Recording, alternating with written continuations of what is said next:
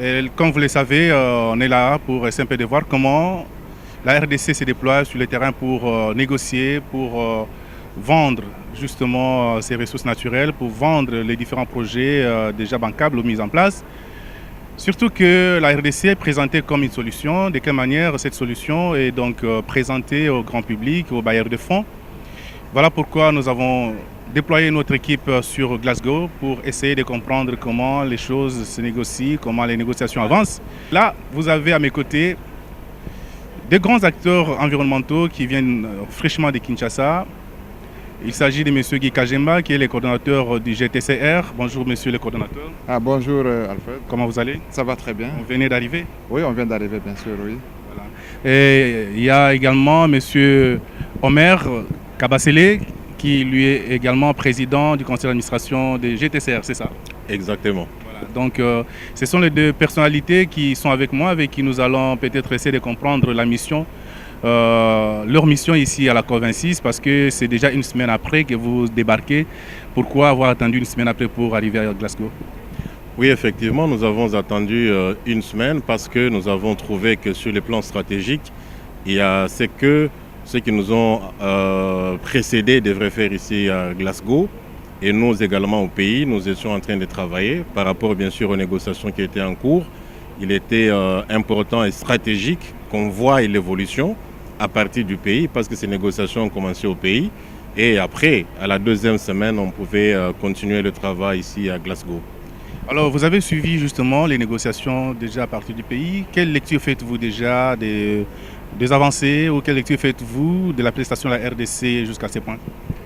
Première chose, coup de chapeau à la RDC pour sa visibilité. Pour une fois, on a senti une RDC qui est mobilisée à un haut niveau. Ça, on l'a toujours souhaité. Nous faisons un coup de chapeau. Et je crois que c'est déjà un signal fort.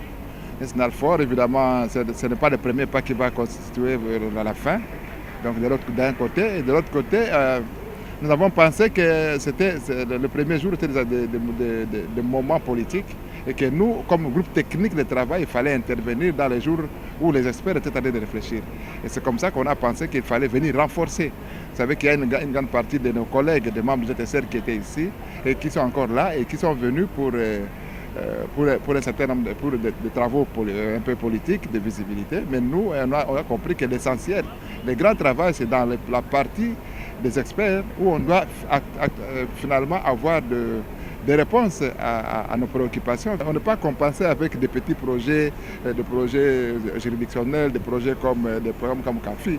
On est compensé parce qu'on a quelque chose à présenter, des bancables qui est chiffré et qui représente l'ensemble de nos engagements par rapport à la contribution aux émissions, par rapport à 1,5 degré que nous sommes en train de vouloir maîtriser jusqu'à 2030. Monsieur Omer Kabasele, quelle lecture faites-vous jusque-là de la prestation de la RDC, surtout que le président de la République a signé un contrat avec le fonds CAFI, un contrat de 500 millions de dollars sur 5 ans.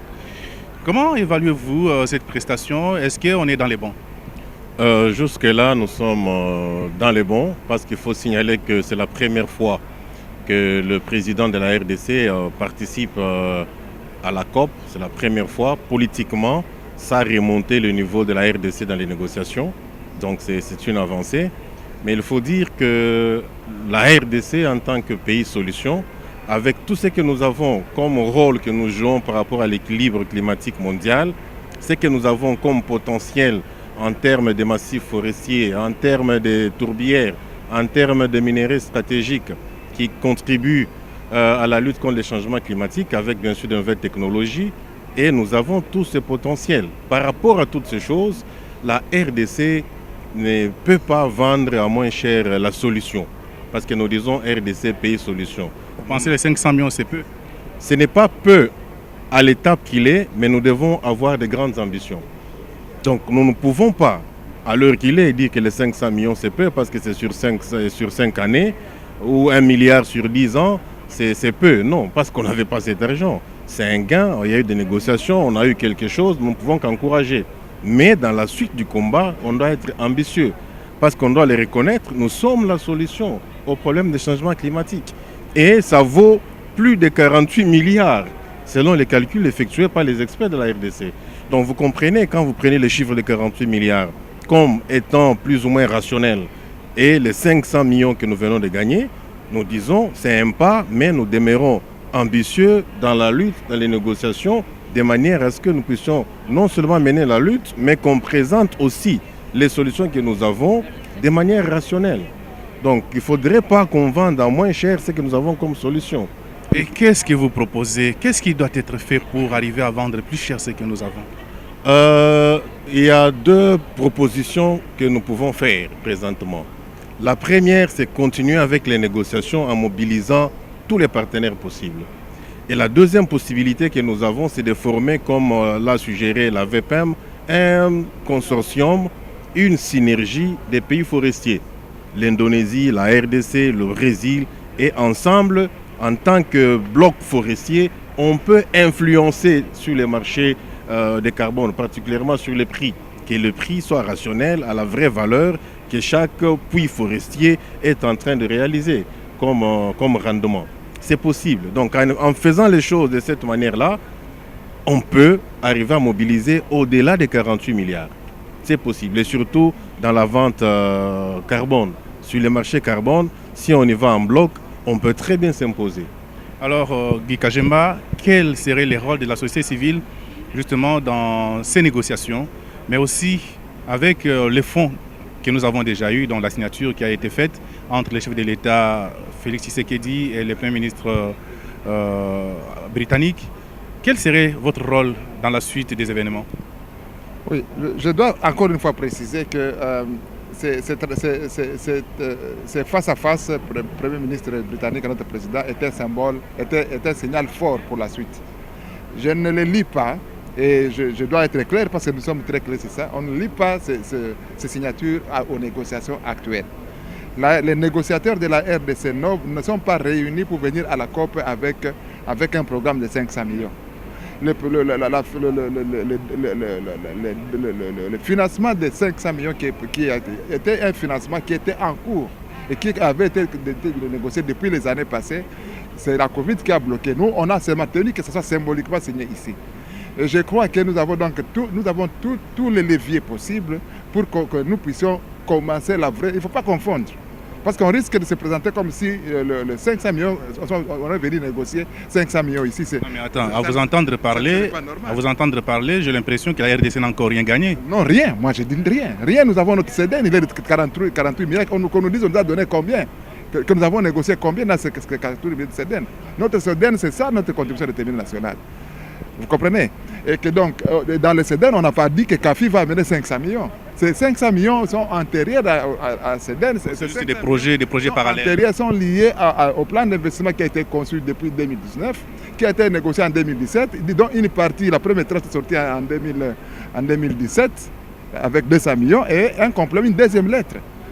Alors, comment on peut commencer à dire que les négociations aujourd'hui vont... On dit la LEI 2. Ce n'est pas la première négociation pour aujourd'hui, pour COP26. La COP26, jusqu'aujourd'hui, on n'a pas une visibilité, on va le voir, nous sommes là pour ça, pour savoir qu'est-ce que finalement nous avons gagné dans ces négociations, ou quel est le niveau de prise en charge de notre contribution de terminée nationale, et qu'est-ce que les États, apparemment, moi je suis en train de comprendre que ça sera un échec comme les autres COP, je suis désolé de le dire avant, parce que c'est toujours les intentions, c'est toujours des discours, c'est toujours des promesses. Et à Paris, on avait l'espoir qu'on était suffisamment avancé, mais on revient ici, on voit qu'il y a même... Il n'y a pas de lisibilité. C'est pas clair. Est-ce que les gens sont maintenant concrets aujourd'hui? Est-ce qu'ils seront concrets avant la fin? Attendons voir. On va voir avec les experts qu'est-ce qui est en tête de mijoter. Mais déjà, à une semaine de la fin, je peux dire à 5 jours de la fin de négociations, comment vous entrevoyez l'avenir des négociations pour la RDC? Bon, c'est pour ça que nous sommes venus. Nous sommes venus parce que nous devons pousser les choses. Nous sommes venus parce que la voix de la RDC par rapport à sa CEDEN doit être entendue. Et c'est sur base de cette CEDEN qu'on doit négocier les 48 milliards de dollars. Dans les cas contraires, nous risquons de quitter la COP 25 comme on a quitté à Madrid. On risque de quitter la COP 26 comme on a quitté la COP 25 à Madrid, sans solution réelle, sans gain par rapport aux négociations, sans avancée. Ça, c'est contre ça que nous sommes venus. On est venu soutenir les délégués qui nous ont précédés.